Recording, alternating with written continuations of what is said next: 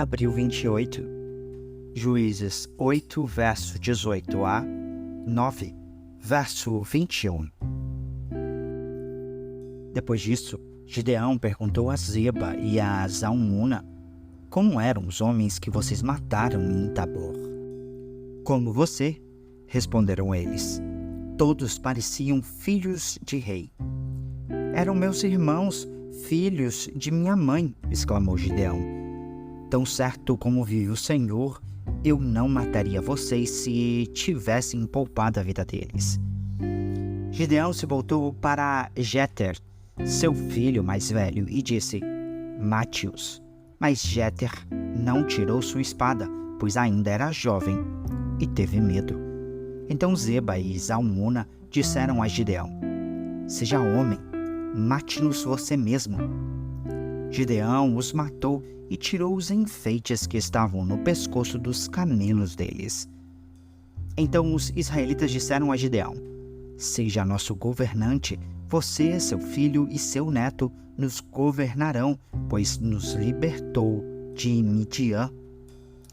Gideão, porém, respondeu: nem eu nem meu filho governaremos vocês. O Senhor os governará. Mas tenho um pedido a fazer. Cada um de vocês me dê uma argola de ouro que tomou de seus inimigos como despojo.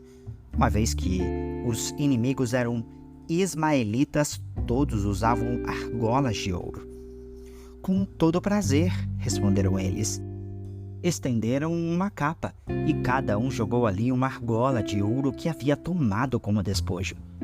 O peso das argolas de ouro totalizou pouco mais de 20 quilos, sem contar os enfeites, os pendentes e as roupas de púrpura que os reis de Midian usavam, além das correntes que estavam no pescoço de seus camelos. Com esse ouro, Gideão fez um colete sacerdotal e o colocou em Ofra, sua cidade. Todo o Israel, porém, se prostituiu, fazendo do colete objeto de adoração, e ele se tornou uma armadilha para Gideão e a sua família. Esse é o relato de como os israelitas derrotaram Midian, que nunca se recuperou.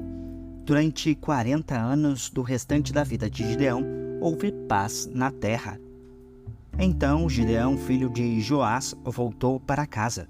Gerou 70 filhos do sexo masculino, pois teve muitas esposas. Também teve uma concubina em Siquém, que deu à luz um filho seu, a quem ele chamou de Abimeleque. Gideão, filho de Joás, morreu quando era muito idoso e foi sepultado no túmulo de seu pai, Joás, em Ofra, no território do clã de Abiezer. Logo depois da morte de Gideão, os israelitas se prostituíram, adorando imagens de Baal e fazendo de Baal-Berite seu Deus. Os israelitas se esqueceram do Senhor seu Deus, que os havia livrado de todos os inimigos em redor.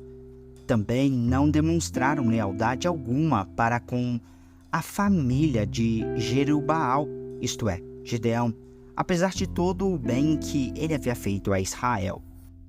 Certo dia, Abimeleque, filho de Gideão, foi a Siquém visitar os irmãos de sua mãe e disse a eles e aos demais membros do seu clã materno: pergunta aos líderes de Siquém se preferem ser governados por todos os 70 filhos de Gideão ou por um só homem.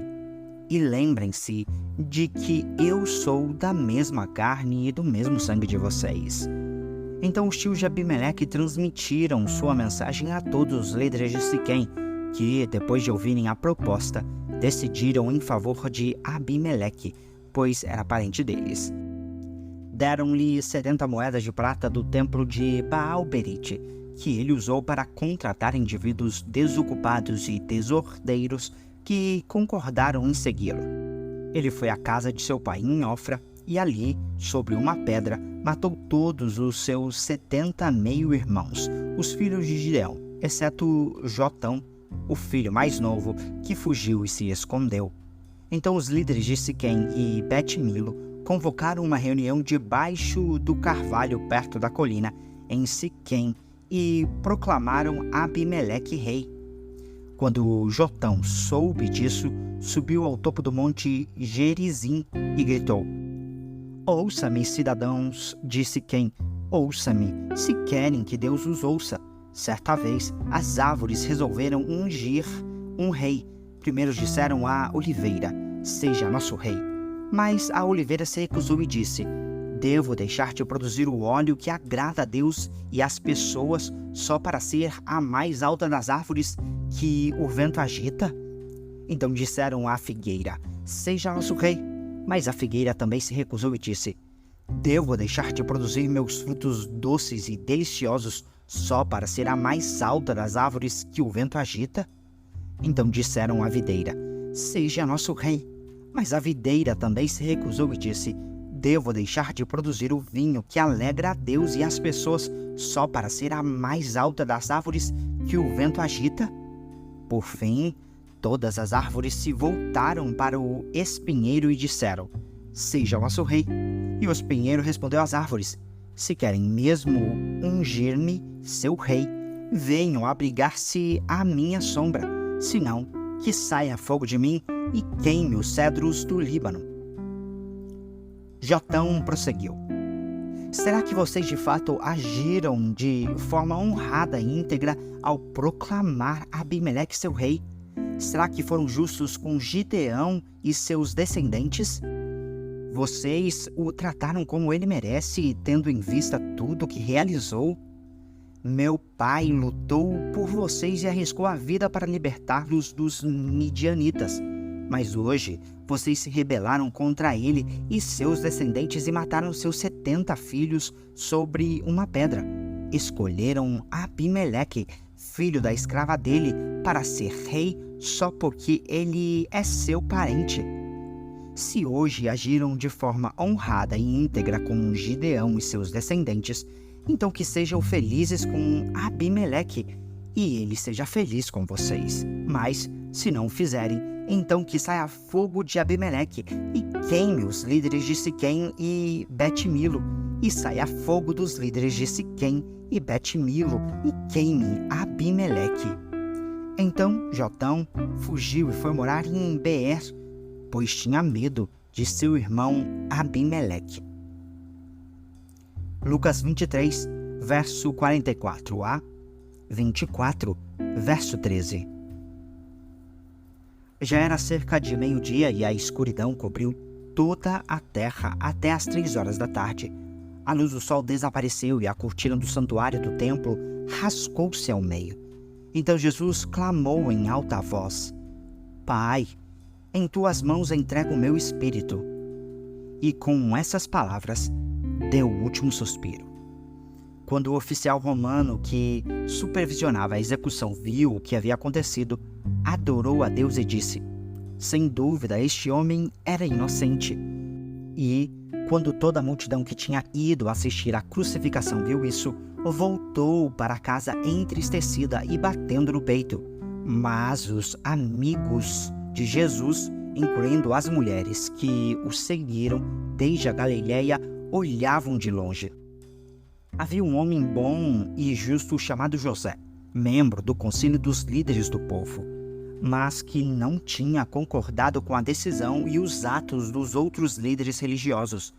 Era da cidade de Arimateia, na Judéia, e esperava a vinda do reino de Deus.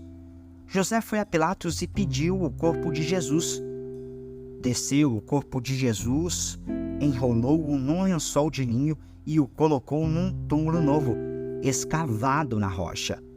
Isso aconteceu na sexta-feira à tarde, no dia da preparação, quando o sábado estava para começar. As mulheres da Galileia seguiram José e viram o túmulo onde o corpo de Jesus foi colocado. Depois foram para casa e prepararam especiarias e perfumes para ungir o corpo. No sábado, desceram conforme a lei exigia. No primeiro dia da semana, bem cedo, as mulheres foram ao túmulo, levando as especiarias que haviam preparado, e viram que a pedra tinha sido afastada da entrada. Quando entraram no túmulo, não encontraram o corpo do Senhor Jesus. Enquanto estavam ali perplexas, 2 homens apareceram, vestidos com mantos resplandecentes. As mulheres ficaram amedrontadas e se curvaram com o rosto em terra. Então os homens perguntaram: por que vocês procuram entre os mortos aquele que vive? Ele não está aqui. Ressuscitou.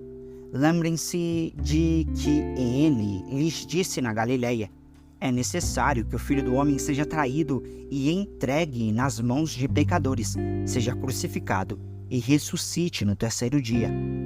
Então, lembraram-se dessas palavras de Jesus e, voltando do túmulo, foram contar aos 11 discípulos e a todos os outros o que havia acontecido. Maria Madalena, Joana, Maria, mãe de Tiago, e as outras mulheres que as acompanhavam relataram tudo aos apóstolos. Para eles, porém, a história pareceu absurda e não acreditaram nelas. Mas Pedro se levantou e correu até o túmulo. Abaixando-se, olhou atentamente para dentro e viu os panos de linho vazios. Então voltou para casa, admirado com o que havia acontecido. Salmos 99, versos 1 a 9. O Senhor reina, tremam os povos. Ele está sentado em seu trono acima dos querubins. Trema toda a terra. O Senhor é soberano em Sião, exaltado acima de todos os povos. Seja louvado teu grande e temível nome, pois é santo, Rei poderoso que ama a justiça. Tu estabeleceste a imparcialidade, agiste com justiça e retidão em Israel. Exaltem o Senhor nosso Deus, prostem-se a seus pés, pois ele é santo. Moisés e Arão estavam entre seus sacerdotes, e Samuel também invocava seu nome. Clamavam ao Senhor, e ele lhes respondia. Da coluna de nuvem lhes falava, e eles seguiam os preceitos e os decretos que ele lhes dava. Ó Senhor nosso Deus, tu lhes respondias. Eras para eles Deus perdoador, mas os castigava quando se desviavam. Exaltem o Senhor nosso Deus e prostem-se em seu santo monte, pois o Senhor nosso Deus é santo. Provérbios 14, versos 9 e 10. Os insensatos zombam da própria culpa, mas os justos a reconhecem e buscam reconciliação. Cada coração conhece sua própria amargura, e ninguém pode compartilhar de toda a sua alegria.